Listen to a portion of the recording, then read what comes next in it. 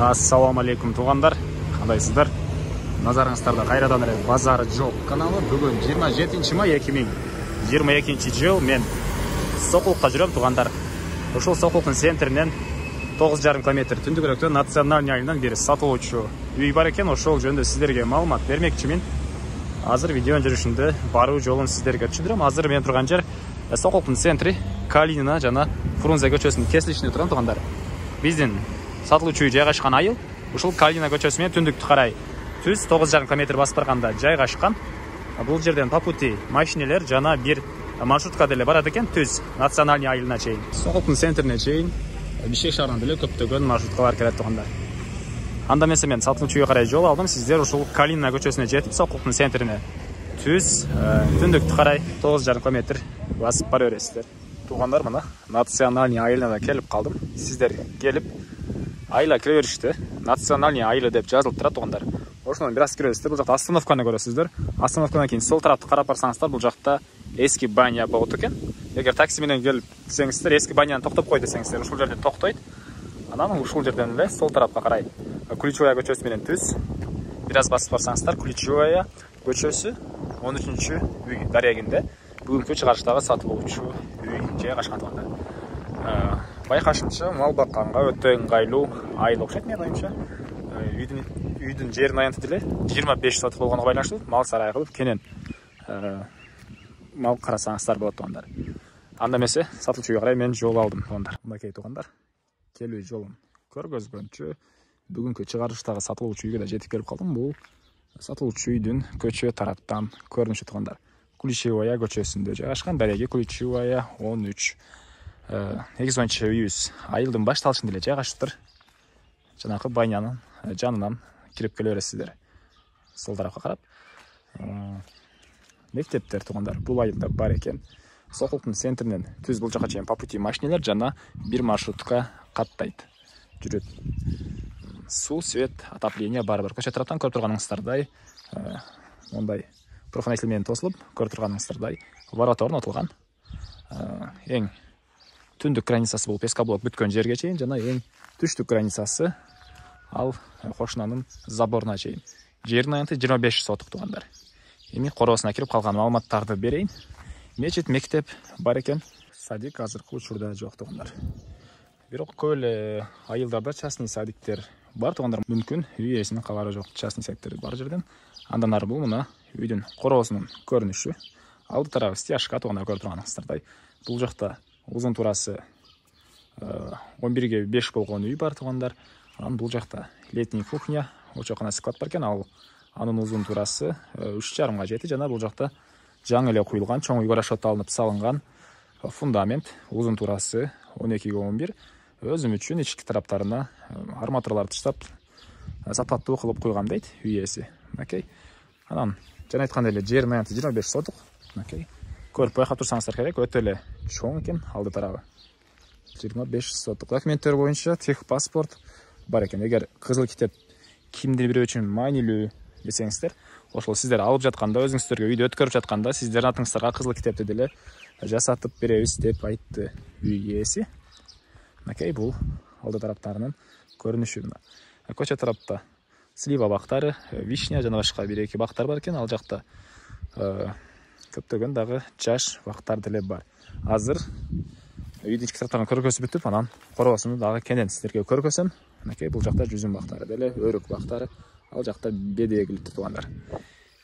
Анда эмесе үйдүн ички тараптарын сиздерге көргөзөйүн. Алды тарабы мына ушундай көрүп тургансыздар, стяжка.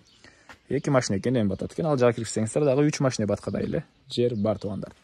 Эми бул үйдүн ички тараптарын сиздерге көргөзөйүн тугандар. Киргенде эле прихожка бар экен.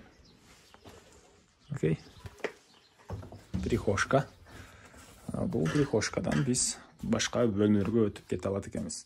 Бардык эле бөлмөлөрдүн полдору жыгачтан болгон пол. Бул прихожка мына ушундай чоң терезелер орнотулган прихожкага. Андан ары солго кайрылып биринчи эле бөлмөнү көргөзөйүн. Бул киргенде мондай бир бөлмө. Окей, тугандар. Тамактануучу бөлмө окшойт менин оюмча. Окей. Анан ошол эле жерден түз өтсөк, ал жакта дагы бир бөлмө бар тугандар. Окей. үйдө суу, свет бар экен, отопление деле бар, көмүр менен иштейт котелу. Ушундай көрүнүштө туугандар. Эми андан ары түз эле өтүп, бул бөлмөгө чыгып, анан дагы түз өтүп кетсек, бул жакта паровой отоплениянын котелу жайгашкан бөлмө бар экен туугандар. Окей. Бул жерде паровой отоплениянын котелу жайгашкан. Светти жандыруу керек эле. Кайсыл жакта экен свети? Мынакей туугандар. Эми жакшы болду. Потолок пластик экен бул жактыкы. Анан сиздер бул жака бул үйдөн деле кирсеңиздер болот. Көмүр алып кирүү керек болсо, бул жактан перехожка аркылуу кирсеңиздер деле болот экен. Эки жактан бул бөлмөгө кире аласыздар. Эми андан ары мен кайра эле үйдүн короосундамын туугандар. Эми сиздерге андан кийинки маалыматтарды берип кете берейин бир чекеден. Бул жакта мондай бир склад, анан бир летний кухня болгон экен. Азыркы учурда мына үй ээлери спальня катары деле колдонот окшойт бул жакты. Мынакей. Узун турасы 3,5 га 4 көрүнөт бул жактын. Бул бөлмөнүн. Эми андан кийин бул жакта бир склад. Бир склад. Андан кийинки жери бул жерде очокхана бар экен. Очокхана мына ушундай көрүнүштө. 3 очогу бар экен, чоң, орто жана кичи очоктор үчүн кылынган 3 очоктук тарабы кафель чапталган, кирпич менен болуптур. Бул очокхананын өзүнүн дубалдары пескоблок туугандар. Мына ички тарабына раковина орнотуп суу чыгарылган. Мына ушундай көрүнүштө. Эми андан ары короосуна чыгайын да калган маалыматтарды берейин. Үйдүн арт тарабында мал сарай, жайкы мал сарай деле бар экен. Бул жакта азыркы учурда койлор камалып турат. Ал жакта дагы пескоблок менен болгон чоң мал сарай деле бар.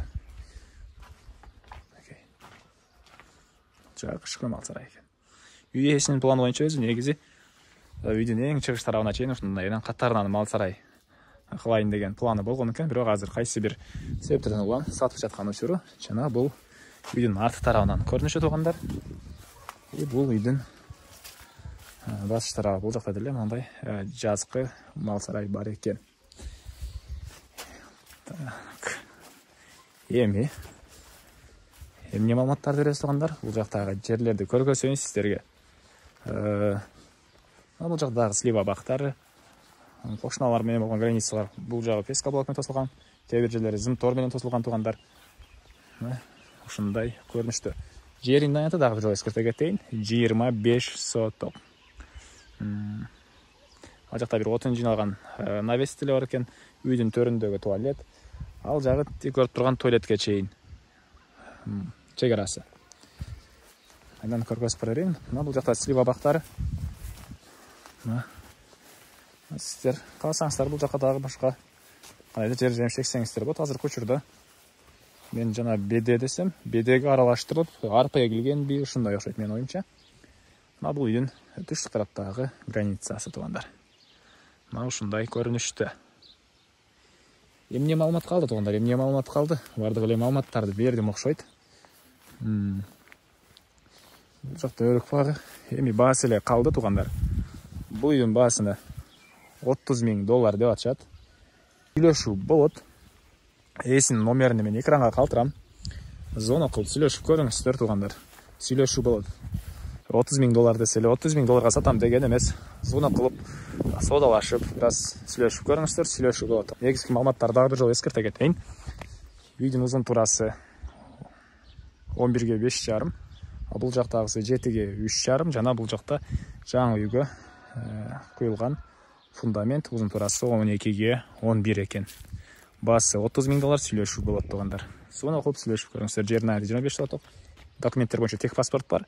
Кызыл китеп сиздерге маанилүү болсо, сатып алган учурда сиздерге кызыл китебин алып берип, сиздерге өткөрүп берет экен. Анда эмесе мен сиздер менен коштошом туугандар. Кийинки чыгарышка чейин саламатта калыңыздар.